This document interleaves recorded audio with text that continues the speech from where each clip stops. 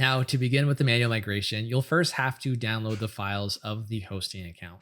Now, there's various different ways to do this, but I'm going to show you how to do it using FTP or file transfer protocol. We're going to use a program called Filezilla. It is an open source FTP application that's super simple to use. And all you'll need to do is go to filezilla-project.org, click on the download Filezilla client, not the server. I'm on a Mac, so it's going to show me the Mac version. Click download Filezilla client. Just choose the free one. Just click download and go through that process. It'll take a couple minutes to really set up, but it should be pretty straightforward and easy to do.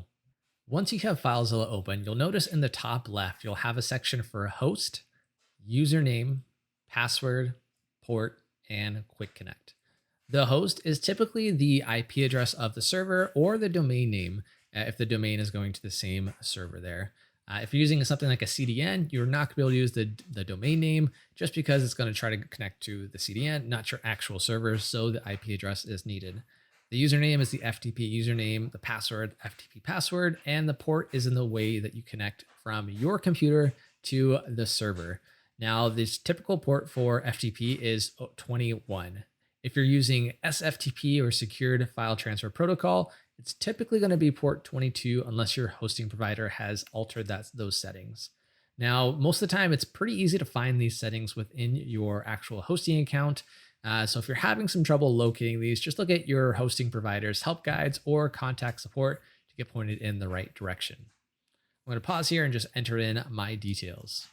Now you see here, I've entered in my username, password, hostname, and port. Don't worry, this is a temporary site that'll be wiped after I'm done with this lesson, or this course rather. When you're done, click Quick Connect. It's going to ask you if this is, if you want to trust this host and carry on connecting.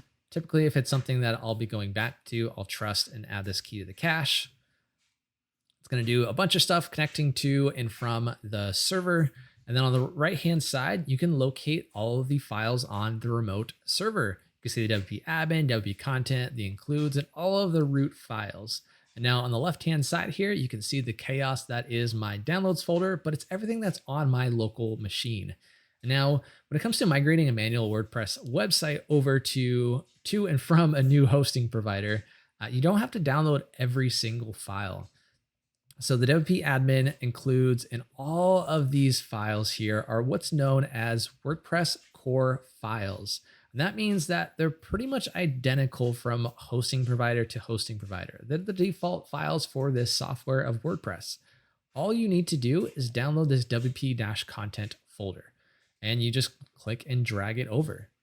You can see these files start to download over, and this can take a long time depending on how long or how big the website is. There's a bit of a pro tip when it comes to the server settings themselves inside of Filezilla. If you go over to File or Filezilla and then Settings, go down to Transfers, and then this maximum simultaneous transfers, it's typically set to 2.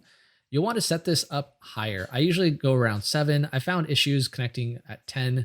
I get throttled or blocked from the hosting provider sending too many requests at a time, but 7 seems to be that sweet spot, but figure it out for which hosting provider you're using with that number. The higher, the better if it actually connects.